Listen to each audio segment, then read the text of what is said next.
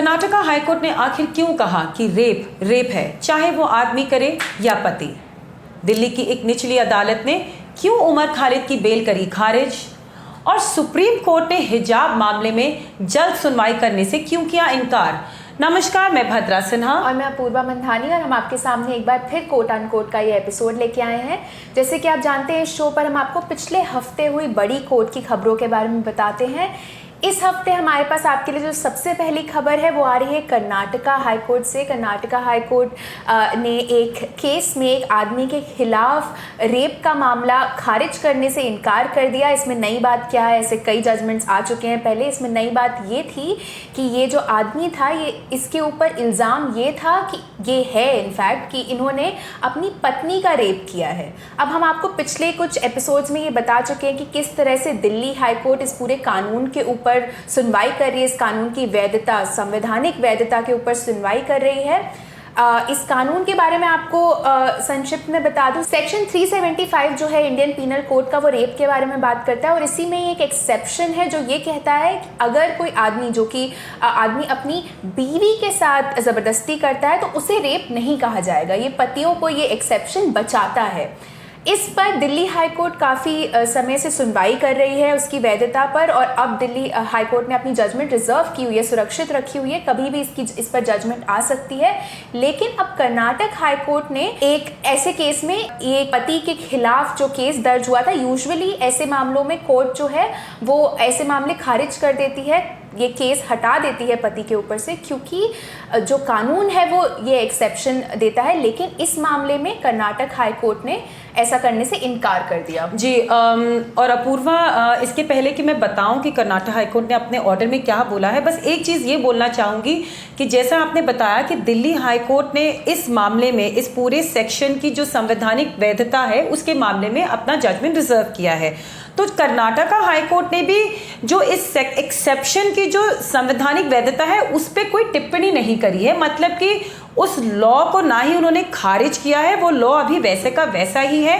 उन्होंने जो एक महत्वपूर्ण बात ये बोली है कि ये एक्सेप्शन जो पतियों को एक प्रोटेक्शन देता है, इस तरह की प्रोटेक्शन कि उनके खिलाफ रेप का केस जो है वो दर्ज ना हो, मगर ये प्रोटेक्शन जो है पूर्ण नहीं है, मतलब कि एक एब्सोल्यूट प्रोटेक्शन नहीं है। और जो केस, जिस केस में उन्होंने ये ऑर्डर सुनाया है, वो दरअसल केस बहुत ही गंभीर केस था, क्योंकि जिस तरह के एलिगेशंस उनकी बीवी ने मतलब कि अपने पति के खिलाफ लगाए थे वो बहुत ही संगीन थे कोर्ट के हिसाब से। उन्होंने जो लेटर लिखा था जैसे ही उनकी शादी हुई थी, और जिस तरह की उनको सफरिंग्स फेस करनी पड़ी अपने पति के हाथ, उस पर उन्होंने चिट्ठी लिखी थी, और वो चिट्ठी लिखने की उनको हिम्मत दी थी उनके वकील ने और उनकी वकील की वाइफ ने। और जब चिट्ठी देके उन्होंने ये केस दर्ज करवाया, तो उसके बाद जो एक जो इसमें खास बात यह है कि पुलिस ने भी उस कंप्लेंट पे एफआईआर रजिस्टर करी थी, मगर 376 के अंडर नहीं करी थी, मतलब कि बलात्कार सेक्शन के अंडर नहीं करी थी, उसमें अननेचुरल सेक्स जो 377 के अंडर आता उसमें करी थी। मगर ट्रायल कोर्ट ने चार्जेस फ्रेम करते वक्त 377 को 376 बनाया। इसका मतलब पहली बार जो है ट्रायल कोर्ट ने ये एक्सेप्शन का प्रोटेक्शन हस्बैंड को, यानी कि पति को देने से इनकार किया। तो वो ऑर्डर चैलेंज करते हुए पति जो है कर्नाटका हाई कोर्ट पहुंचे। अब उनकी पिटिशन को खारिज करते हुए कर्नाटका हाईकोर्ट ने यही बोला है कि जो ये प्रोटेक्शन है ये पूर्ण नहीं है, ये एब्सोल्यूट नहीं है, और ये केस टू केस, मतलब कि सर्कमस्टेंस के बेसिस पे डिसाइड किया जा सकता है कि क्या ये प्रोटेक्शन हस्बैंड्स को मिलना चाहिए या नहीं मिलना चाहिए। आगे एक उन्होंने थोड़ी बहुत ज़रूर टिप्पणी करी इस पूरे सेक्शन को लेते हुए। उन्होंने ये बोला कि जो ये सेक्शन है, प्राइमा फेसाई जो कॉन्स्टिट्यूशन है, जो संविधान है, और उस संविधान के अंदर जो हमारे कुछ अधिकार हैं, जो स्पेशली राइट टू इक्वालिटी का अधिकार है, वो उस अधिकार के खिलाफ जाता है, क्योंकि औरत चाहे वो औरत है या पत्नी है, उसके अधिकार एक ही हैं। औरत के अधिकार बदल नहीं जाते हैं पत्नी बनने के बाद। उसी तरीके से अगर कोई जुर्म आदमी करता है तो वो ही जुर्म एक पति भी करता है। तो जो पति का स्टेटस है वो चेंज नहीं हो सकता शादी के बाद, यानी कि ऐसा नहीं किया कहा जा सकता कि वो जुर्म करता ही रहेगा और उसके खिलाफ कानूनी कार्रवाई नहीं होगी। तो ये सारी ऑब्जर्वेशंस देते हुए कर्नाटका हाईकोर्ट ने इस पति के खिलाफ जो एफआईआर दर्ज हुई थी उसको खारिज करने से मना कर दिया है और ट्रायल कोर्ट को बोला है कि इनके खिलाफ ट्रायल कंटिन्यू रखे। अब देखना यह है कि क्या ये ऑर्डर सुप्रीम कोर्ट तक चैलेंज होता है या नहीं होता है, और यदि इस चैलेंज के पहले अगर दिल्ली हाईकोर्ट का फैसला आता है इस पूरे मामले में, तो क्या वो फैसला इस केस पे को इन्फ्लुएंस करेगा या नहीं करेगा। बिल्कुल भद्रा, और एक और भी बहुत ही दिलचस्प बात है जिस तरह से भद्रा ने बताया कि कोर्ट ने इस केस में ये कहा है कि अगर एक औरत है उसके पत्नी बन जाने से उसका ये हक नहीं छीन लिया जा सकता कि वो एक आदमी के खिलाफ रेप का केस दर्ज कर सके। ये दरअसल अगर आपने हमारी रिपोर्ट्स पढ़ी होंगी, हमारे वीडियोस देखे होंगे दिल्ली हाईकोर्ट में सुनवाई में, तो ये एक आर्ग्यूमेंट जो है, दलील जो है वो दिल्ली हाईकोर्ट के सामने पेश की गई है। इनफैक्ट जस्टिस सी हरिशंकर ने कई बार जो इसमें वकील थे उनसे ये सवाल पूछा था कि ये जो पूरा एक्सेप्शन है ये पतियों को दिया गया है, तो क्या एक आदमी के शादी कर लेने से या औरत की शादी कर लेने से उनके जो अधिकार है वो किस तरह से बदले जा सकते हैं। तो इस बात पे दिल्ली हाईकोर्ट का फैसला आएगा। अब हमें एक सवाल आया था हमारे एक मेंबर से, तेजा मैसूर से, उन्होंने कमेंट किया था हमारे कम्युनिटी पेज पे ये पूछते हुए कि जो कर्नाटका हाईकोर्ट का जो जजमेंट है वो किस तरह से दिल्ली हाईकोर्ट के जजमेंट पर प्रभाव डालेगा। जो डिस्कशन चल रहा है दिल्ली हाईकोर्ट में, और वो कह रहे हैं कि जहां वो जजमेंट को पूरी तरह से सपोर्ट करते हैं, वो ये सोच रहे हैं कि कैसे एक कोर्ट जो कानून है उसके खिलाफ जा सकता है। आई थिंक तेजा, भद्रा ने आपका दूसरा सवाल तो काफ़ी हद तक आंसर कर दिया कि किस तरह से कोर्ट ने ये नहीं देखने की कोशिश की और ये डिक्लेयर नहीं किया कि ये जो कानून है ये असंवैधानिक है, या उन्होंने इस एक तरह से इसे इंटरप्रिटेशन देने की कोशिश की है कि ये जो प्रोटेक्शन है वो पूर्ण नहीं है, एब्सोल्यूट नहीं है, और कुछ केसेस में केस बाय केस बेसिस पे देखना पड़ेगा। केसेस के हिसाब से कोर्ट्स ये तय कर सकते हैं कि कहाँ ये प्रोटेक्शन लागू होगा, कहाँ नहीं लागू होगा। अब ये पहली बार है मेरे ख्याल में जब ऐसा इंटरप्रिटेशन दिया गया है इसको, तो हमें देखना पड़ेगा कि सुप्रीम कोर्ट इस इंटरप्रिटेशन पे क्या कहती है। जहाँ तक दिल्ली हाईकोर्ट का सवाल है, दिल्ली हाईकोर्ट के सामने जो प्रश्न है वो बहुत ही अलग तरीके के हैं, वो कॉन्स्टिट्यूशनल संवैधानिक वैधता पे है। Delhi high court, of course Karnataka high court का जजमेंट आया है तो दिल्ली हाईकोर्ट अपनी जजमेंट में इसकी बात जरूर कर सकती है, पर इस पे मेरे ख्याल में इतना कुछ ज्यादा प्रभाव नहीं पड़ेगा। प्रभाव इसलिए भी नहीं पड़ेगा क्योंकि जो दिल्ली हाईकोर्ट में मामला है वो 2 जजेस की बेंच के सामने है, और ये जो जजमेंट है ये एक सिंगल जज बेंच का है। अपूर्वा, मैं यहाँ पे एक छोटी सी बात ऐड करना चाहूंगी कि कर्नाटका हाईकोर्ट ने इस सेक्शन की वैधता पे कोई कुछ टिप्पणी नहीं करी है, मगर हाँ उन्होंने पार्लियामेंट को जरूर बोला है कि इस पूरे मामले में उनको अब अपनी नजर डालनी चाहिए, क्योंकि वक्त जो है वो बदल चुका है। और निर्भया कांड जब हुआ था उसके बाद भी जो कुछ रिपोर्ट्स आई थी, जो कुछ कमेटी बैठी थी, जो रिपोर्ट्स आई थी, उन्होंने भी इस एक्सेप्शन को हटाने की बात करी थी। तो इसलिए इस पूरे मामले में पार्लियामेंट और सरकार का ध्यान जुटाते हुए उन्होंने बोला है कि इसमें अब सरकार को कुछ ना कुछ कदम लेना चाहिए, कोई ना कोई कदम लेना चाहिए। बिल्कुल। अब जो हमारे पास आपके लिए दूसरा केस है वो आ रहा है दिल्ली की एक निचली अदालत से। उमर खालिद को दिल्ली की एक अदालत ने बेल देने से इनकार कर दिया है। दिल्ली दंगों के मामले में आपको पता होगा उमर खालिद पिछले 1.5 साल से जेल में है। सितंबर 2020 में उनकी गिरफ्तारी हुई थी। ये एफआईआर जो है वो मार्च 2020 में लॉन्च हुई थी और इस एफआईआर में यूएपीए के जो प्रावधान है वो लगाए गए, अनलॉफुल एक्टिविटीज प्रिवेंशन एक्ट, जिसमें बेल मिलना बहुत ही मुश्किल होता है। अब ये इनकी पहली बेल एप्लीकेशन थी और इसमें अब जज अमिताभ रावत ने उन्हें बेल देने से इनकार कर दिया है। बेल का ऑर्डर जो है लगभग उसमें काफ़ी चीज़ों का जिक्र किया गया है। उसमें उन्होंने प्रोटेक्टेड विटनेसेस की बात की है, delta, beta, Romeo, Juliet witnesses के ऐसे नाम हैं उसमें, और इन विटनेस की स्टेटमेंट्स पर और कई व्हाट्सएप ग्रुप जिनके उमर खालिद मेंबर थे, सदस्य थे, उन सब के बेसिस पर कोर्ट ने ये माना है कि उमर खालिद के खिलाफ जो इल्ज़ाम लगाए गए हैं वो प्राइमा फेसी, पहली नज़र में देखने में वो सही उन्हें लगते हैं। आपको ध्यान होगा कि इसके पहले हफ्ते जो है इन्हीं जज ने इशरत जहान को बेल दी थी और इशरत जहान को बेल देते हुए उन्होंने ये कहा था कि जो इशरत जहां की इन्वॉल्वमेंट है वो अभी तक कोई ऐसा सबूत नहीं आया कि उनकी इन्वॉल्वमेंट पे कुछ टिप्पणी की जाए। तो मगर इशरत जहां का जो रोल था उसको देखते हुए कोर्ट ने ये भी बोला था कि भाई इशरत जहां किसी व्हाट्सएप ग्रुप की कोई मेंबर नहीं थी, ना ही वो उस मौके पे पाई गई थी जहां पे दंगे हुए थे।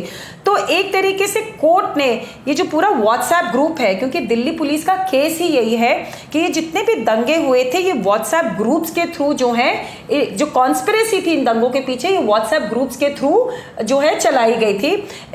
उमर खालिद, शारजील इमाम, इन सब लोगों ने मिलके, जो ये स्टूडेंट्स लीडर थे जामिया के और जेएनयू के, इन लोगों ने मिलके जो है ये व्हाट्सएप ग्रुप्स क्रिएट किए थे।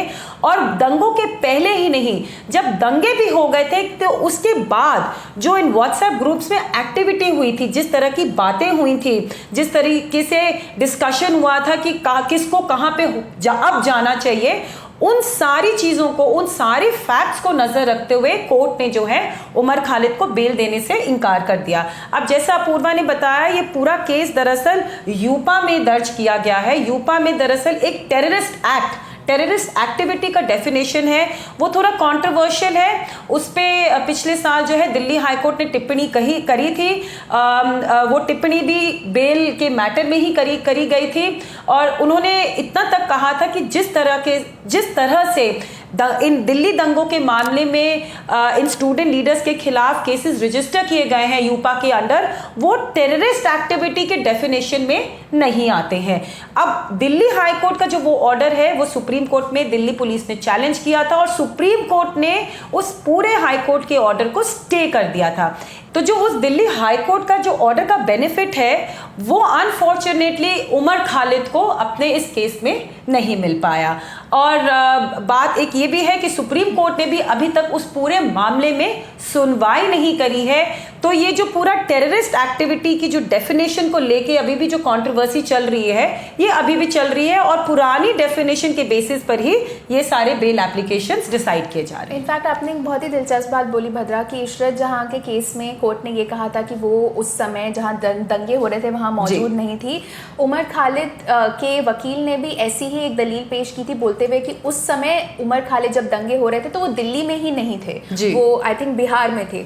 लेकिन कोर्ट ने ये अब कहा है कि एक षड्यंत्र के होने के लिए उनका उस जगह पे मौजूद होना ज़रूरी नहीं है। तो ऐसी बातें ही कोर्ट के ऑर्डर में लिखी हुई, 61 पेजेस का ऑर्डर है। इस पे मैंने एक आर्टिकल भी लिखा है, अगर आप चाहें तो मैं उसका लिंक डिस्क्रिप्शन में ऐड कर दे रही हूँ, अगर आप पढ़ना चाहें तो उसे पढ़ सकते हैं।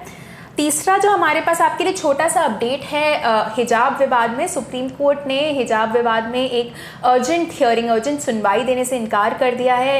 जैसे कि आप जानते हैं कि कर्नाटक हाईकोर्ट ने हाल ही में एक बहुत ही महत्वपूर्ण जजमेंट दिया था, जिसमें उन्होंने ये कहा था कि उनके हिसाब से हिजाब पहनना इस्लाम के लिए एक अनिवार्य जो प्रैक्टिस है, इस्लाम के लिए अनिवार्य नहीं है।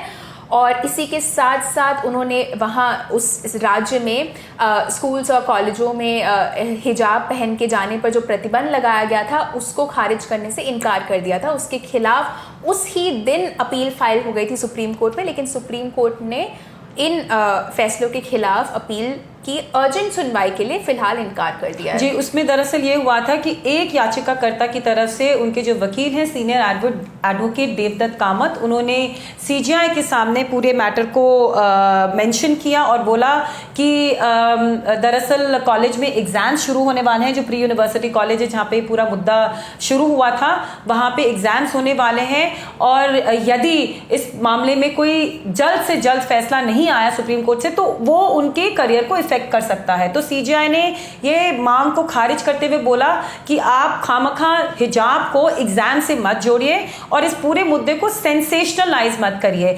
अब इसके पहले भी सीजीआई ने बिल्कुल इसी तरह की टिप्पणी करी थी, और वो तब करी थी जब इन याचिकाकर्ताओं ने कर्नाटका हाईकोर्ट के अंतरिम फैसले को चुनौती दी थी सुप्रीम कोर्ट में। अपने अंतरिम फैसले में कर्नाटका हाईकोर्ट ने ये बोला था कि जब तक इस पूरे मामले में वो एक पूर्ण रूप से जजमेंट नहीं देता तब तक कोई भी किसी तरीके का धार्मिक कपड़ा पहन के कॉलेज या स्कूल में नहीं जाएगा। तो उस अंतरिम या इंटरिम ऑर्डर को चुनौती देते हुए कुछ याचिकाकर्ता उस वक्त भी सुप्रीम कोर्ट में आए थे, और तब भी सीजीआई ने यही कमेंट किया था कि आप खामखा इस पूरे मुद्दे को सेंसेशनलाइज कर रहे हैं। जो चौथा हमारे पास आपके लिए अपडेट है वो आ रहा है पश्चिम बंगाल से। बीरभूम हिंसा मामले में कलकत्ता हाईकोर्ट ने सीबीआई से एक रिपोर्ट मांगी है। 7 अप्रैल तक रिपोर्ट सबमिट करने का निर्देश दिया है कलकत्ता हाईकोर्ट ने। आपको संक्षेप में बता दूं हुआ क्या था कि पश्चिम बंगाल के बीरभूम के रामपुर हाट इलाके में मंगलवार को तृणमूल कांग्रेस के नेता बहादुर शेख की हत्या के बाद भीड़ ने घरों को आग लगा दी थी और इसी में अब वहां के जो डीजीपी है उन्होंने बताया कि इस मामले में अब तक 11 लोगों की गिरफ्तारी हो चुकी है। इसी मामले में अब कलकत्ता हाईकोर्ट में एक पीआईएल फाइल हुई थी एक केंद्रीय एजेंसी द्वारा जांच करने के लिए और इसी में अब हाईकोर्ट ने सीबीआई से रिपोर्ट मांगी है। हाँ, और रिपोर्ट जो है सीबीआई को हाईकोर्ट में 7 अप्रैल तक देनी है। ये डायरेक्शन देते हुए कलकत्ता हाईकोर्ट ने जो वहाँ की लोकल पुलिस है, एक्चुअली लोकल पुलिस ने जो स्पेशल इन्वेस्टिगेटिंग टीम है उनको ये भी निर्देश दिया है कि जितने भी दस्तावेज उन्होंने इस पूरे मामले में इकट्ठे किए हैं वो सारे के सारे दस्तावेज और सबूत जो है सीबीआई को हैंडओवर कर देनी चाहिए। हाईकोर्ट ने ये भी बोला है कि यदि एसआईटी ने कोई अरेस्ट किया है तो उनकी कस्टडी भी सीबीआई को सौंप देनी चाहिए। कलकत्ता हाईकोर्ट ने इस पूरे मामले को एक गंभीर मामला कहते हुए एसआईटी के खिलाफ भी कुछ शब्दों का इस्तेमाल किया है। उन्होंने ये बोला कि माना कि वहाँ की सरकार ने एक एसआईटी बना दी थी मगर एसआईटी इसमें कोई इफेक्टिव इन्वेस्टिगेशन या कंट्रीब्यूशन नहीं कर पाई और सबसे जो हैरानगी की बात ये थी कि जहाँ पर भी ये पूरा इंसिडेंट हुआ था वहीं पे पास में ही एक लोकल पुलिस स्टेशन था मगर फिर भी वहाँ से कोई पुलिस अफसर जो मौके पे है वो उसी वक्त नहीं पहुँच पाया। तो ये पूरी सर्कमस्टांसेस को ध्यान में रखते हुए कलकत्ता हाईकोर्ट ने इस पूरे मामले में सीबीआई की जो है जांच का निर्देश दिया है और शायद अपूर्वा ये दूसरी बार हुआ है कि ममता बनर्जी की सरकार को झटका लगा है और मामला जो है लोकल पुलिस से सीबीआई को सौंप दिया गया है। इसके पहले शायद जो इलेक्शंस हुए थे वेस्ट बंगाल में उस दौरान जो वहाँ पे हिंसा हुई थी उस मामले में भी कलकत्ता हाईकोर्ट ने कुछ जो केसेस थे, जो कुछ गंभीर केसेस थे उनकी जांच जो है सीबीआई को सौंप दी थी। चलिए, अब मामला अब हाई कोर्ट पहुंच चुका है तो इसमें जिस तरह की सुनवाई होगी उसके बारे में हम आपको बताते रहेंगे और इसी के साथ हमारा आज का एपिसोड यहीं खत्म होता है। अगर आप किसी केस के बारे में थोड़ी और जानकारी चाहते हैं तो हमें कमेंट सेक्शन में ज़रूर बताएं और हम पूरी कोशिश करेंगे कि हम उस केस के बारे में अपने कुछ अगले एपिसोड में बात कर पाएँ। हमें फीडबैक भी दें कॉमेंट सेक्शन में और हमारे साथ इसी तरह से जुड़े रहें। हमें यूट्यूब पे हमारे चैनल को सब्सक्राइब करें और हमें ट्विटर, इंस्टाग्राम और फेसबुक पर फॉलो करें।